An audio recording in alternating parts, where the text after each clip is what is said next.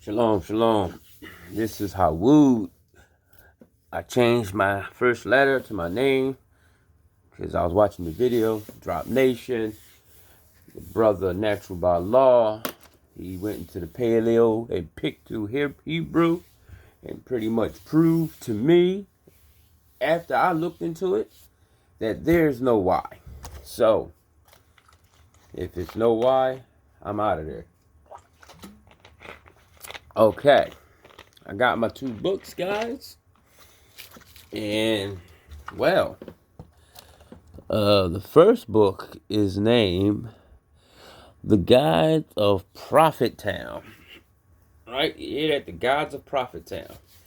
That one is that book I was talking about, that in Georgia, down south. That's a young lady. She comments on my videos and, tells me about that was a war that we won, It was near the end, but we still won, so that's something.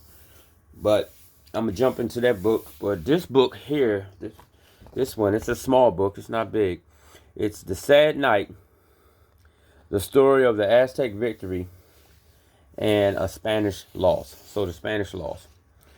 So, again, like I told, like I always tell people, when I, started researching my family, I went into Ancestry.com. I repeat, I did not do the DNA because it's a bunch of junk.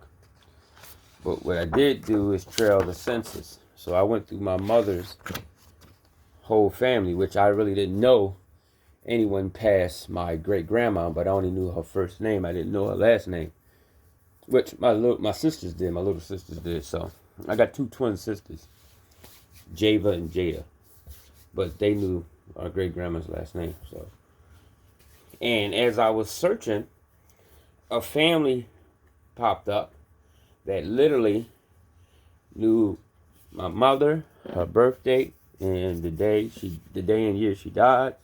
They pretty much knew my whole family. They just didn't. They named, my grandma's children, which is my mom and her brothers, her siblings, but they didn't name any of my mother's kids. So I was thinking that this was my grandma's sister, which she did not want any parts with her family on this side. We never knew. I only saw her one time. That's when my grandma died. That's the only time I saw that woman. So just think about that. You got that much hatred for your people, you don't even like your own sister's family. But that's besides the point. Yeah, I mean, you should have saw how she looked at us when my grandma died. She pulled up in her. My grandma died in the 90s, so she pulled up in I think it was an 850 BMW. Back then, you know what them BMWs was like back then. So she pulled up, and you should have just saw the face she made when she looked at us. She looked at us like we was scum, I was like, wow. And I didn't know who she was. I asked my mom, and my mom was like, oh yeah, that's my mom's sister. And my mom spoke to her, and she wouldn't even speak back. I don't know what that was about, but besides that, so the family that knew everything about my family, which my 9 times out of 10 probably is my family, their name was the Scofer family. And it literally said the Scofer family, right? Do you know, in this book, this is what I'm about to read to y'all. It says the book is for the Scofer family and the memories of Mexico. Tell me that ain't something that'll make your head pop off, Alright, so they give you a pronunciation of Teoteclan, which is Tetlan. They give you a pronunciation for Montezuma, which is Moctezuma. They give you a pronunciation for Quetzalcoatl, which is Quetzalcoatl. Court. It's like a KW quote. So the picture for Teoteclan is a cactus with a rock. A cactus on a rock. The picture for Montezuma is a helmet. And the picture for Quetzalcoatl is a serpent. So if you got any codexes, if you look at any of the codexes, then you would know the cactus sitting on the rock is Teotecline, T-Nutch-Tecline. The helmet is from Mach Tazuma, and the serpent for Quetzalcoatl. Alright. I'm going to be honest with y'all. I read almost half the book, and my wife called and destroyed my video. So, this is why I'm doing it again. So, here we go. And I'm going to read this whole book to y'all tonight. Okay. And again, y'all, remind yourselves. Hijacks.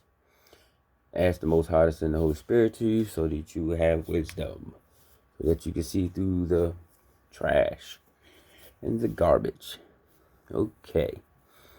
Here we go.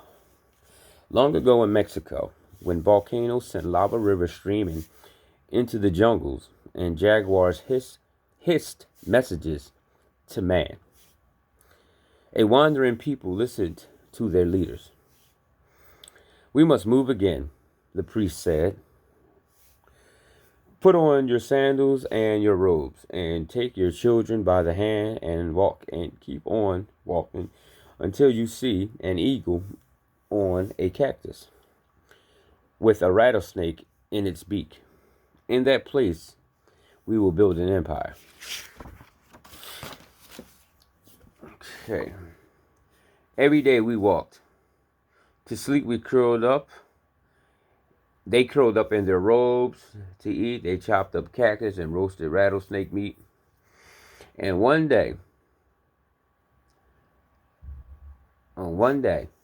very good day, they looked across a lake and saw an eagle on an island. It was perched on a cactus with a rattlesnake twisting around in its beak. They named the land Tenochtitlan, which means the place of cactus stones. So that's what that picture was for, a cactus on a stone.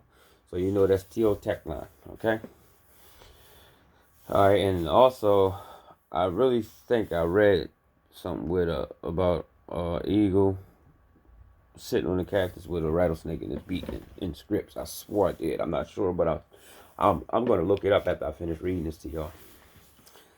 Okay. We must make boats, the leader said, to get from here to there, to the island, and when we live there, we'll travel on streets of water.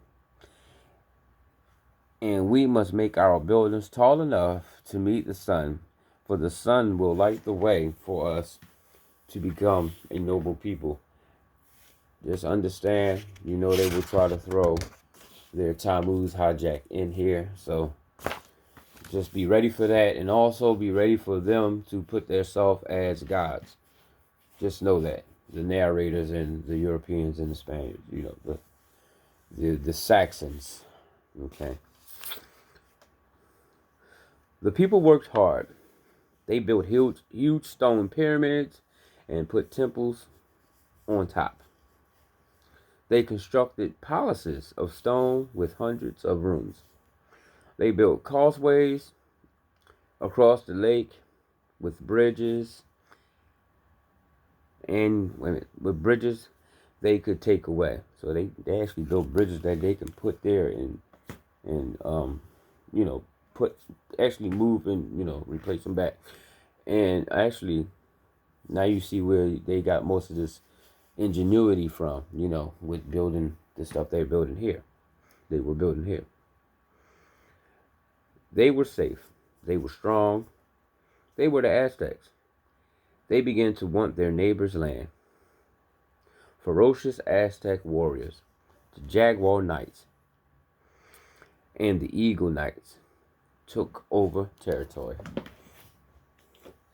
that belonged to the other Indians and forced them to pay again and again to stay and live. That actually sounds like the Europeans to me.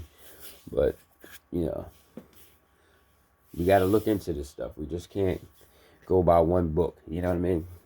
But it will repeat itself. It'll witness itself if that was true. Most of the stuff you have heard before in other books, so you know that's the witness to show you that is true. The Aztecs had built an empire in less than 200 years. Everyone was afraid of them, and their king, Montezuma, was the most powerful man in Mexico.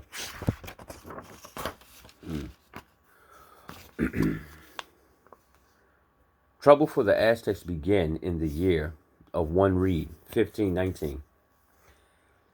The king's men reminded him of the warning. Danger will come to us this year by boat. Royal Montezuma. So, you notice how they didn't include the Most High. And if anybody read the Florentine Codex, you know that that was a vision that Montezuma saw. He saw quite a few, and they saw also,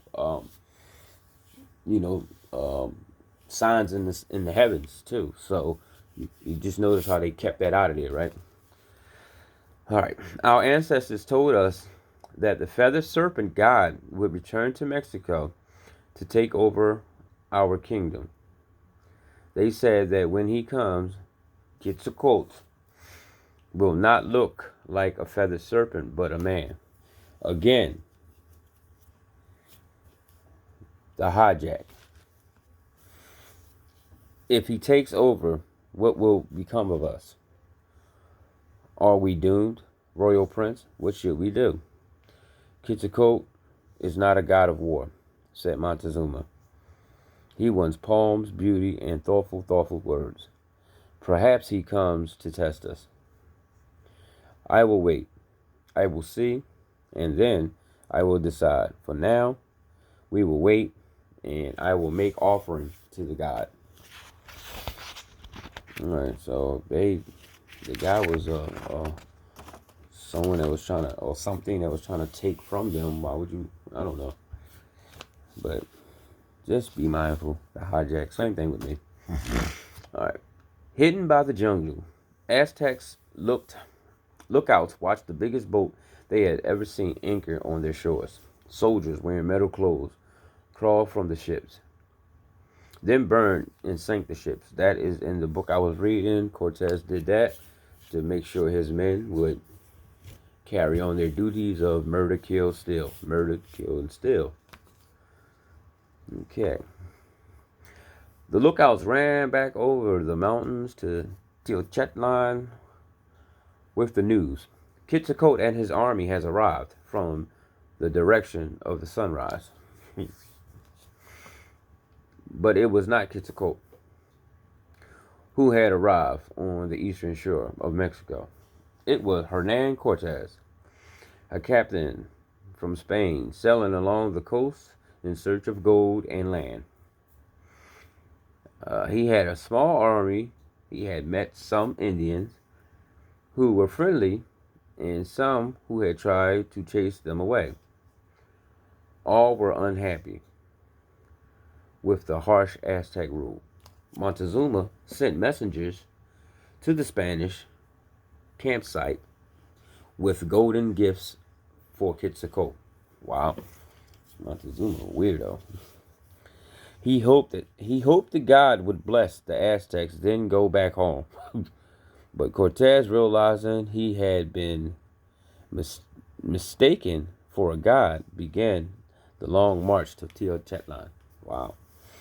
Again, Montezuma chose important gifts from the treasury of gold and jewels, and he and his men met Cortez and his army on a causeway.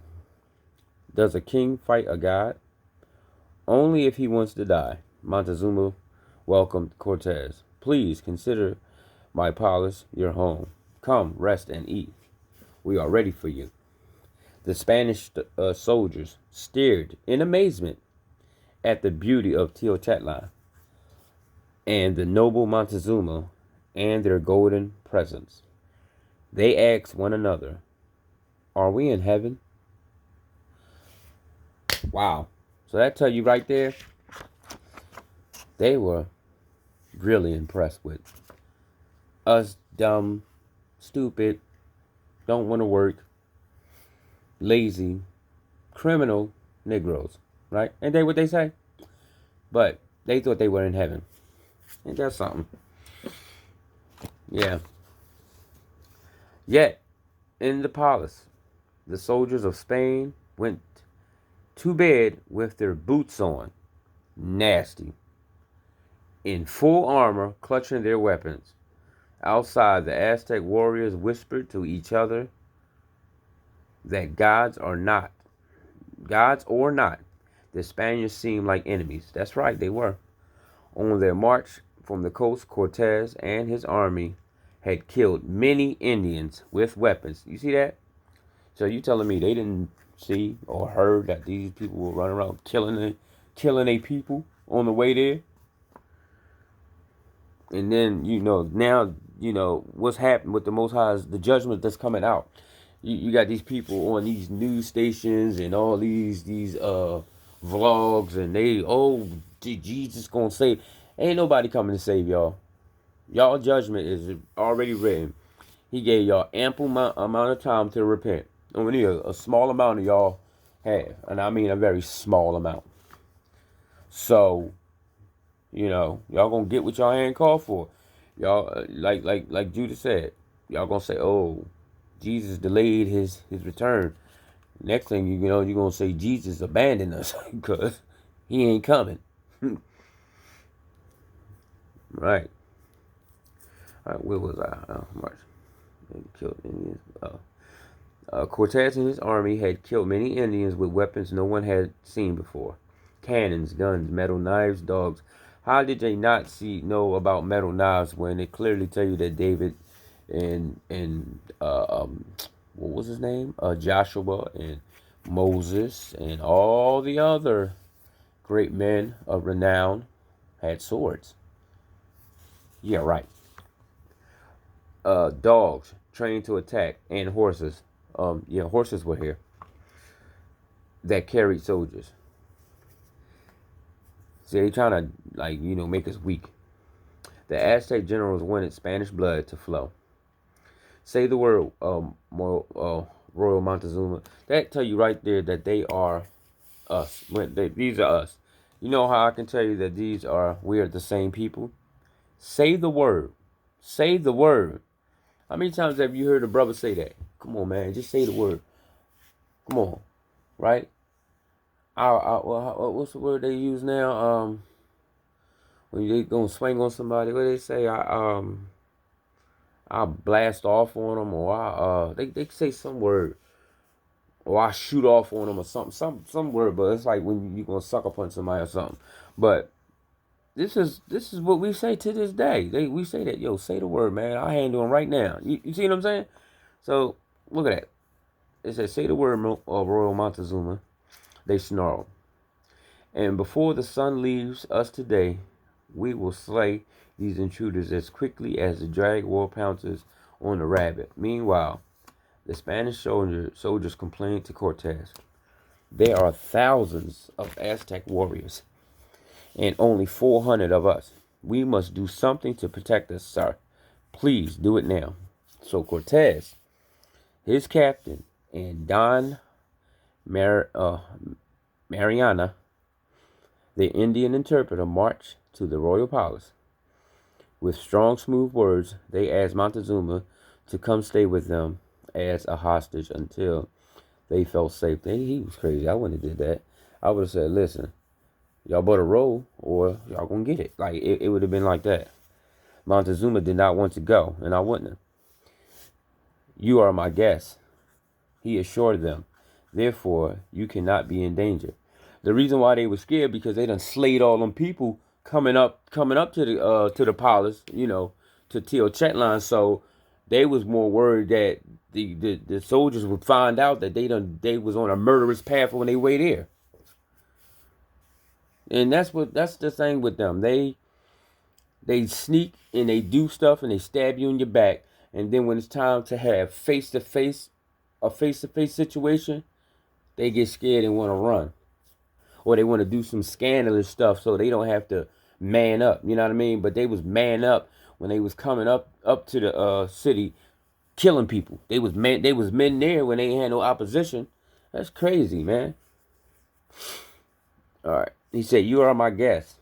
And he assured them, "Therefore, you cannot be in danger." Afraid that, and this is another thing. Sorry about that, but this is another thing.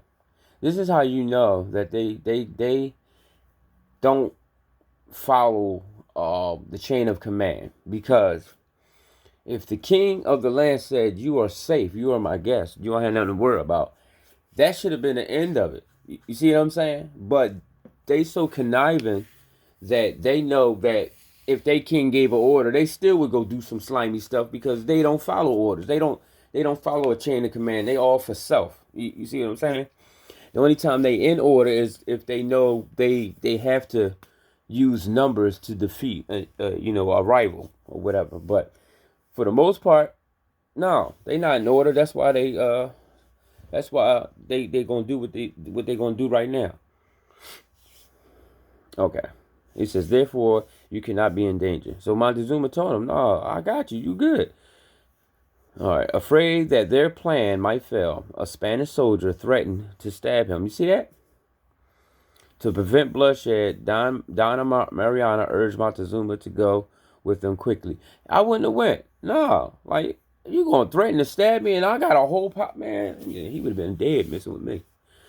He would have had like 100 spears in him. For real. All right. The king agreed, ordered his guards not to move, and went with Cortez. Oh man, Montezuma, he was tripping, dog. He was tripping. That's how they killed him. That's probably how they killed him right there. All right. Though Montezuma was still in command of Mexico, he was a prisoner. You see that? How you let somebody come in your palace with 400 men take you prisoner, and you got thousands? Like, that's crazy. He turned over to Cortez all the gold in his treasury room. The Spaniards melted the gold and gold jewelry into bars small enough to carry in their clothes. See, this is how you know the Most High had something to do with this, because they came with 400 men. You have a palace full of men, and you gave these people your stuff. Let's tell you, the Most High had to have his hand in it. He had to, because who would do that? 400 men to a whole city? Like, oh, come on, y'all. Y'all, you gotta see this. Montezuma advisors visited him often and tried to persuade him to leave. "We cannot overpower them," they insisted. The king refused. "I will wait," he said. "I will not fight Quetzalcoatl." Wow, he really thought that was a god. He tripping. "I will not fight a god." Aztec lookouts from the eastern coast ran to Montezuma with an important message. Okay. 19 more Spanish ships had landed at Veracruz. Montezuma told Cortez that more Spaniards had arrived, expecting him to be pleased, but Cortez knew that the newcomers were not his friends. The king of Spain had sent troops to capture him, since he had burned his ships and acted on his own. See, I told you, they don't follow orders. Commanding an officer named Pedro de Alvarado to keep control of Tenochtitlan. Cortez took some troops and left on horseback for Veracruz. He planned to defeat the new arrivals and then talk them into joining him in search for more gold. It was all about greed. They wouldn't. These people, boy. That's just why they gonna get exactly what they deserve, because that same spirit they had, they still got it. It's the same spirit. Same spirit, yo. And that's what's gonna happen when this stuff hit the fan, which I think it's gonna hit the fan in the next couple days, to be honest with you. That's exactly what's going to happen. They are going to, it ain't going to be about gold. It's going to be about food and water. And that's what they're going to do. They're going to run around and be murdering people. Watch. And then you're going to have some of our idiot people doing it too, instead of gathering together to protect your people. No, them dummies going to run around and help them kill your own. Watch. Just watch. But they going to be the ones the Most High ain't protecting. Meanwhile, Alvario gave the Aztecs permission to dance in a religious ceremony in front of the great temple. A huge crowd gathered, and Alvario and his men, fearing an uprising, struck first. They slaughtered every priest, musician, and dancer in the courtyard. Boy, wow. They slaughtered. Montezuma shocked and angry, but still a prisoner, commanded his army to hold back. Montezuma was tripping. Wait until their leader returns, he said. I believe he will punish his soldiers, for this act of war. You will see. Montezuma had a lot of faith in this demon. Because, they all the same. Sorry, he came there. Look, he made him melt his gold down and give it to him, and he's still thinking this bull got some type of honor. Like, I don't get that. But that's how you know the Most High had his hand in it. Because this man's mind was weak. Montezuma's mind was really weak. To watch his people get slaughtered and you still saw him, wait, nah. When Cortez returned, followed by an army of several thousand soldiers, he rode his horse along a desert causeway. No procession came to greet him, no Aztec lords with gifts of gold. The heavy march of his soldiers echoed down the street. In the palace, Cortez raged at Alvario for the slaughter, but there would be no pardon. For the Aztec warriors, outnumbering the Spaniards by thousands, swarmed over the rooftops and filled the streets, slinging rocks and attacking with clubs, arrows, spears, and fire. Take Montezuma to the roof, Cortez ordered, and make him tell his people to stop. Tell them we'll leave peacefully. Turning his face from the Spaniards, Montezuma said quickly, I welcome you as a god returning to his own land. Wow. Hijack, y'all. Yet, you are destroying us. My people are angry. They have chosen another to be king. Okay. When I die, and they have made up their minds not to let you leave this place alive, I can no longer help you. Nevertheless, he tried to end the fighting by climbing to the roof to speak to his people. He told them that if they stopped their attack, the Spaniards would leave Mexico. And an angry person in the crowd threw some stones at Montezuma. Suddenly, many people were throwing stones at Montezuma, and Montezuma fell. All right. The Spaniards laid him on a mat, but he refused their doctor's help. In a cell of his own family palace, the king of the Aztec's son died in pain and sorrow. Yeah, that's what happened when you telling your people not to defend themselves and just let these people keep killing them, you know? I would have killed you too. Shoot. I mean, you gotta think about it. Like, the one boy was just killing people. You tell him, no, wait, that's not cool. All right. By custom, the Aztecs warrior did not fight at night. I'm sorry, y'all. They removed the bridges from the causeways so no one could enter or leave the city, and went home to sleep. The Spanish soldiers sleekly had been building a portable wooden span to use as a bridge. Night came and the Aztecs left the palace courtyards and deserted the streets. Rainfall darkened the skies and would muffle the sounds of marching. Y'all see?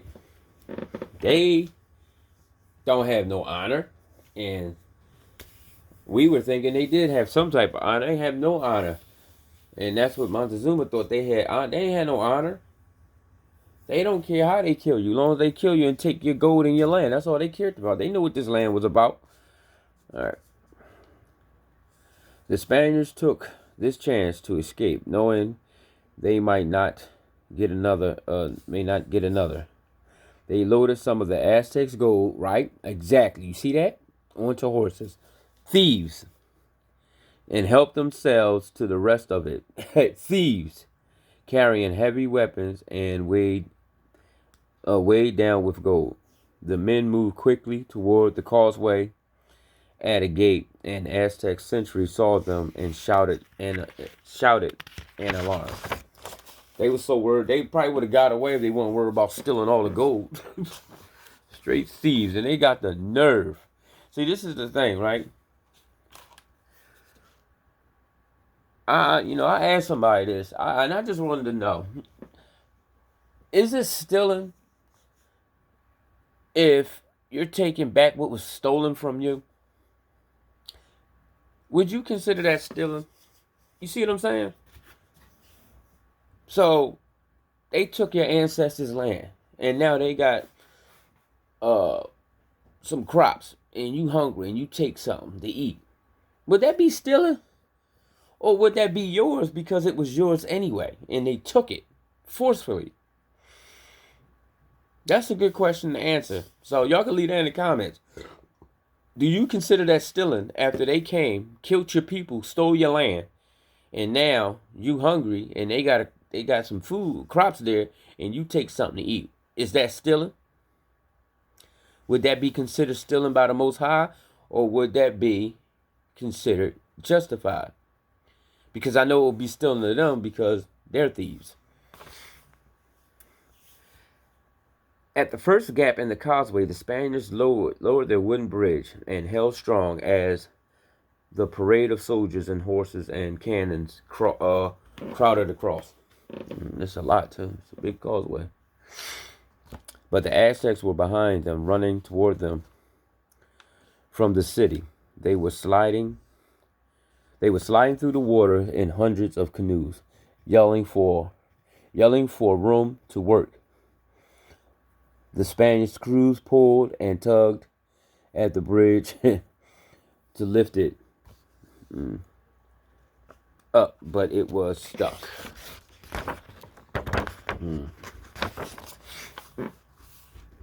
Aztecs were bumping their canoes into the side of the causeway, climbing out and jumping onto the bridge.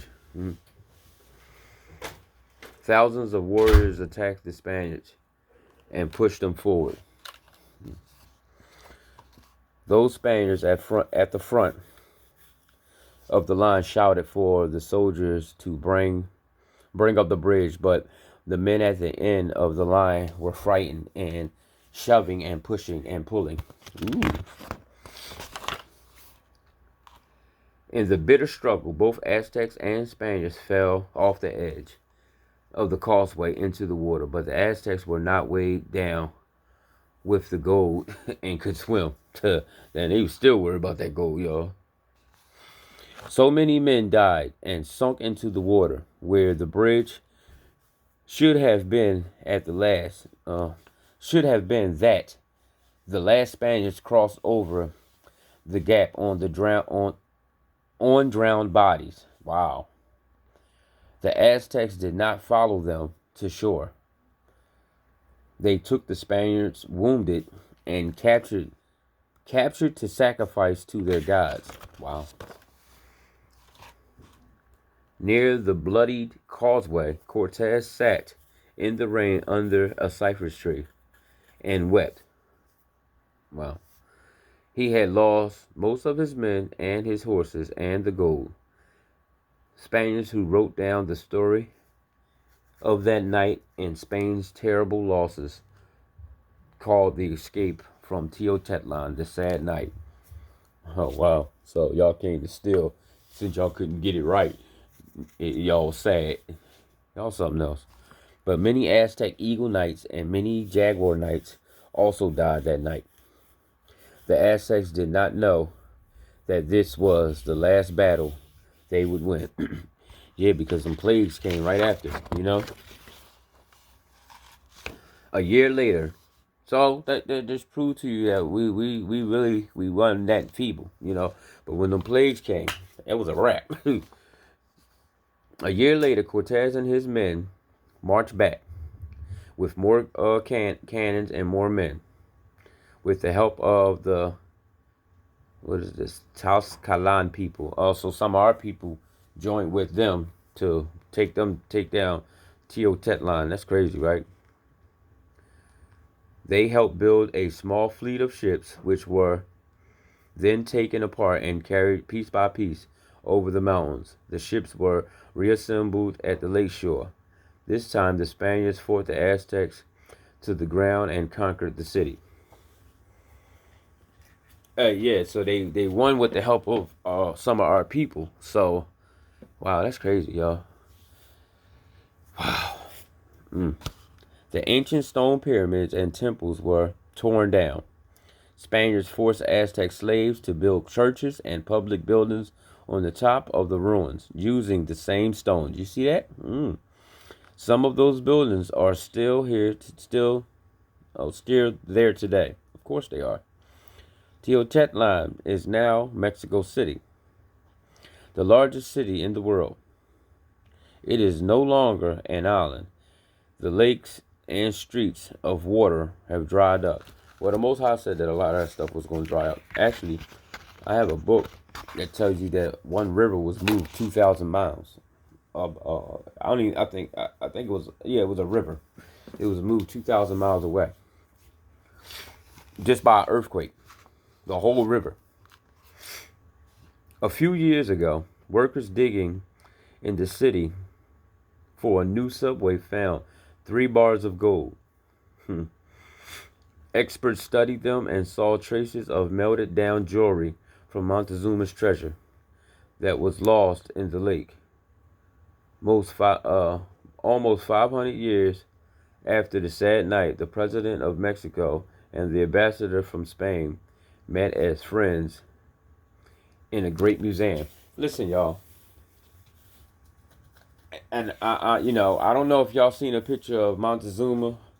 I use my phone to make videos, but what I'm gonna do is I'm probably tomorrow. I'm gonna go upstairs and I'm gonna pull a picture of him up on the computer, and I'm gonna let y'all see what he looked like. He was dark, but my problem is this, y'all, and y'all gotta understand this, man. Y'all gotta understand this.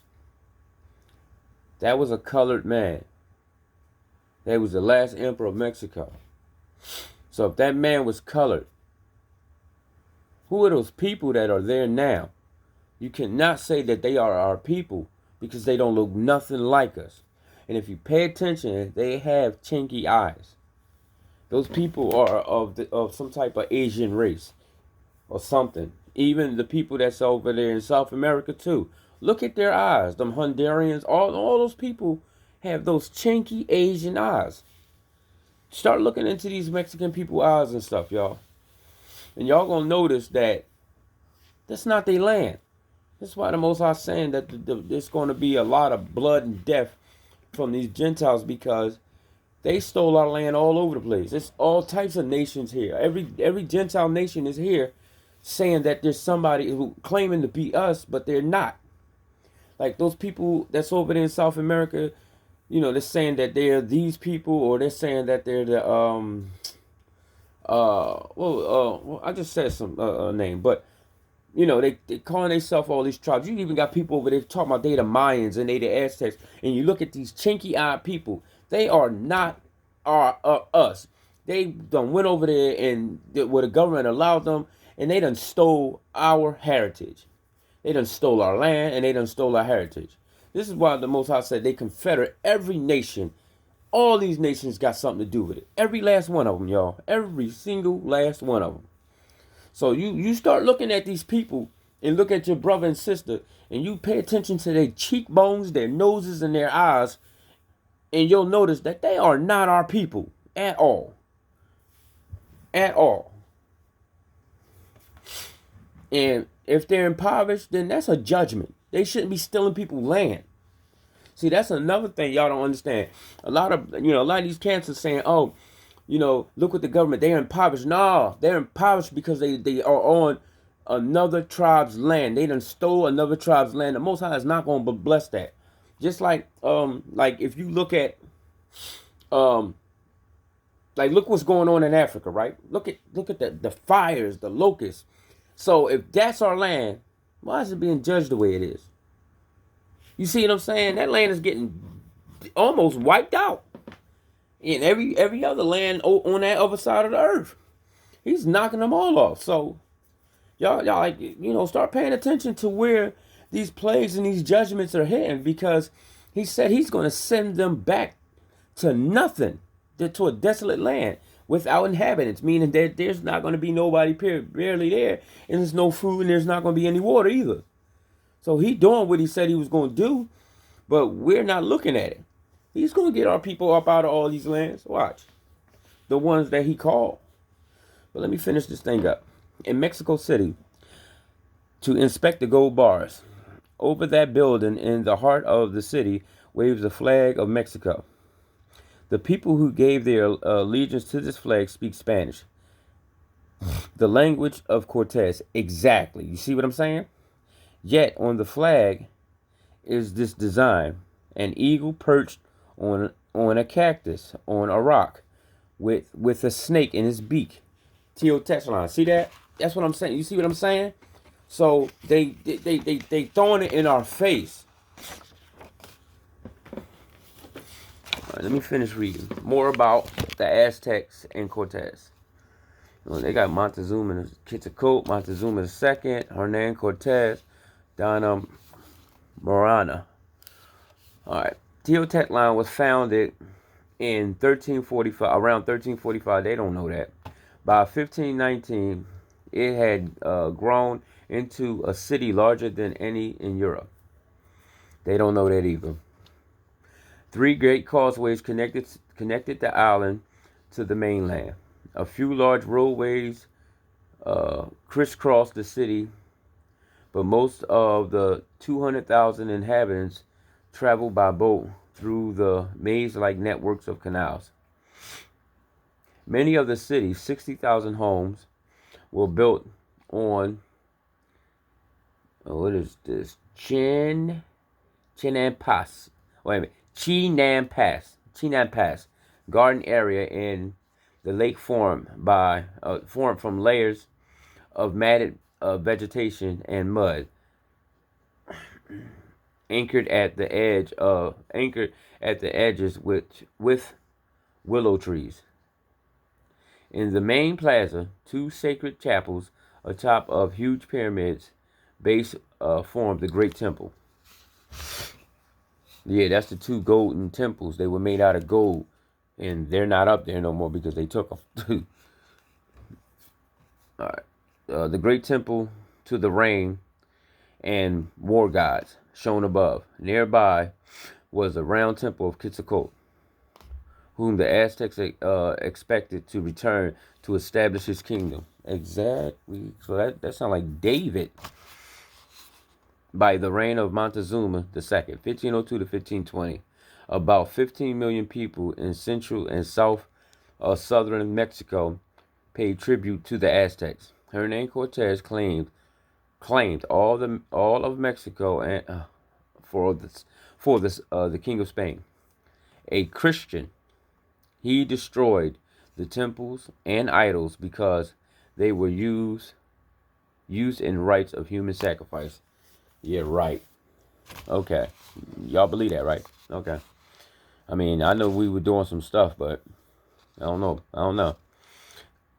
Cortez received Donna Mariana, a captive princess who spoke several languages, as a gift.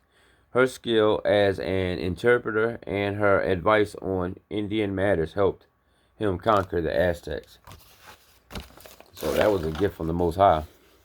Cortez came to Mexico against the orders of his Spanish commander, who had decided someone else should lead this important expedition. You mean this important theft and murder? Yeah.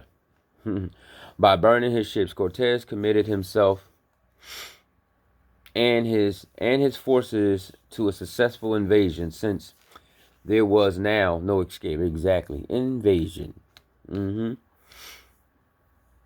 Cortez entered Tenochtitlan in 1519 with 400 men. He returned in 1521 with 900 Spanish soldiers and thousands of Indian allies. Thousands. So he came with 900 Spanish, but he came with thousands of Indians. So our people helped take down our people. Snakes. And it's the same thing now. Like you look at Gayle King and Oprah. What they doing? They helping them take down our people. Exactly. It's crazy. In early battles, Aztec warriors fought until they had conquered their opponents. But in the latter wars, both sides fought only until an agreed upon number of prisoners had been taken alive.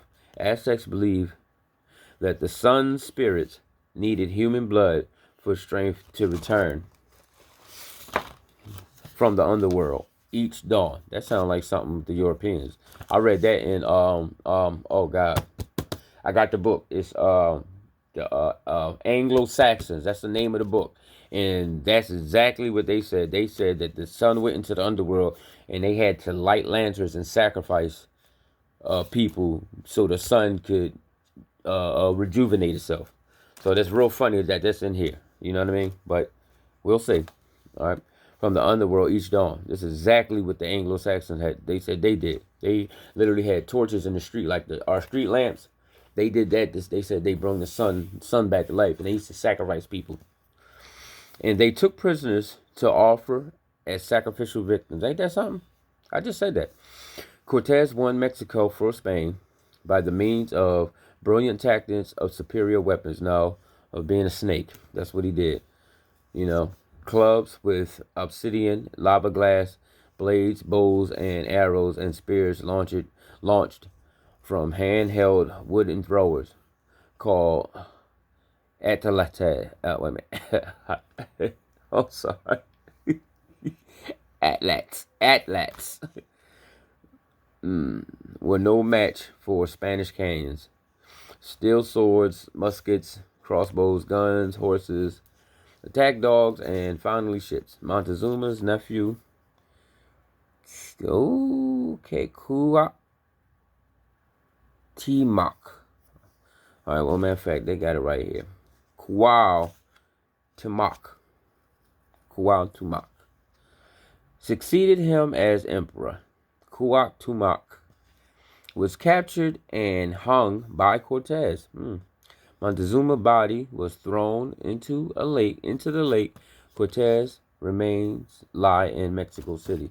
Oh, I hope the Most High bring him back to life. I hope he back. All right. The Aztecs used several calendar systems: a 260-day sacred calendar, and a 365 solar calendar, and a 52-year calendar bundled. The sacred calendars were divided into 13 cycles of 20 days. The 20 different names for the days rotated until the calendar returned to the starting point. One alligator, a child born on a particular day, received that day's name and cycle number and might be called 2 deer, 5 lizard, 9 alligator, 13 reed. Okay. Just as there was a name and a number for each day, each year was given a number from 1 to 13, and one of the names of the 4 sacred calendar days, reed, flint, knife, house, or rabbit, and at the end of the 52-year bundle or era, the priest would hold a new fire ceremony. If the gods were pleased, the universe would continue. That sounds like scripts. And the solar and secular calendars began again. Quetzalcoatl's return was predicted for the year 1 reed. which would occur only once in a bundle. The last known new fire ceremony was held in our year 1507. To read, if you count each subsequent year down and toward the right on this page, you will see that year one, read, was 1519. On our calendar, on our calendar, the year Cortez arrived to Mexico. Much of what we know about Aztec calendars is recorded on the famous 12-ton stone, calendar disc in the museum in Mexico City. Other sources of Aztec symbols are the fold-out books called codexes, because the Spaniards destroyed most of all the books they found. No pre-1519 Aztec codex still exists. That's a lie. Alright. You got alligator. That looks like a dog. But wind, house, lizard, serpent, death, deer, rabbit, eagle, reed, flint, and grass. I don't know what the hell. Okay, y'all. Well, listen. I have just finished this book. It was alright. But this next book I got, that one, it's a nice heavy one. So we're going to jump on that, y'all. But this is, it's another, I guess it's another way you could look into, what happened and everything. So I hope y'all enjoyed that, man. Listen, y'all, seriously, y'all, listen. I don't care who you are. You believe in the Most High, you love the Most High. Listen, y'all, tomorrow, when the sun go down, y'all got to get yourself some sackcloth. Put it on before you put your shirt on. Only people that put on something on before you put on the sackcloth is women, like a sports bra, son. But my brothers and sisters, listen, we got to repent, y'all. I know y'all saw the video where I read all the scriptures about how to repent. There is no get on, I'm sorry. You can't just get on your knees and say you sorry. That's not going to work. The Most High ain't going for that. That's why he said to study to show yourself approved. So you study to show yourself approved. You learn how to call out to the Most High, and you also learn how to repent, to ask for forgiveness. So listen, I'm serious, y'all. We got to repent. We have to. Y'all. We want this plague to pass by us. You know what we got to do. He said it 1,000,000 times. In the scriptures, he said it 1,000,000 times. It says, if my people repent and change their ways, then I will hear from heaven, heal their land, right? That's what he say, right? All right, then. So we have to repent and change our ways. So once we repent, everything that we repented for, we don't do it no more. We come out of that. So we got to do it, y'all. We get the sackcloth. And I'm going to tell y'all something, man. Seriously. If I see a comment on here where anybody talking about I ain't putting no dirt in my hair, then you know what? I'm going to tell you like this. I hope you got that same energy when the Most High asked you, why did you not humble yourself before me? I hope you had that same energy saying what you not going to do. You see what I'm saying? Seriously. Because if you too proud to put dirt in your hair, there's something wrong with you, man. That means you don't love the Most High. You don't get nothing. You don't care nothing about him.